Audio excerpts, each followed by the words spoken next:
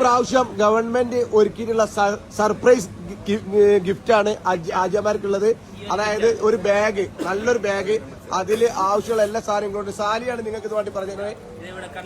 അതെ, മുടി വെട്ടിനെ നോക്കാനുള്ളത്.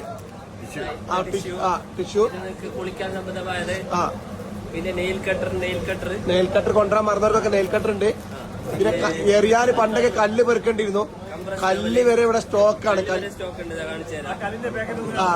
കല്ല് പെറുക്കാൻ വേണ്ടിട്ട് ആളുകൾ പോവായിരുന്നു. ഇപ്പൊ കല്ല് വരെ ഇവിടെ സ്റ്റോക്ക്. ചെരുപ്പുണ്ട് ഇവിടെ. അതുപോലെ തന്നെ കല്ല് പെറുക്കാൻ പോയിട്ട് ആളുകൾ തളർന്നിരിക്കും. പിന്നെ ഈ ഗവൺമെന്റ് എല്ലാ സൗകര്യങ്ങളും ഒരുക്കിയിട്ടുണ്ട്. നല്ല വാട്ടർ ബോട്ടിൽ ഉണ്ട്. നല്ല വാട്ടർ ബോട്ടിൽ, ഫാൻ, വെള്ളം സ്പ്രേ ചെയ്യാൻ പറ്റുന്ന, വാട്ടർ സ്പ്രേ ചെയ്യാൻ പറ്റുന്ന സ്പ്രേയർ ഉണ്ട്. Small A C. ഓക്കെ, നിങ്ങളെ കല്ല് മെയിനായിട്ട് എറിയാനുള്ള കല്ലുടെ പെറുക്കേണ്ട ആവശ്യമില്ല. എത്ര കല്ലെടുക്കും.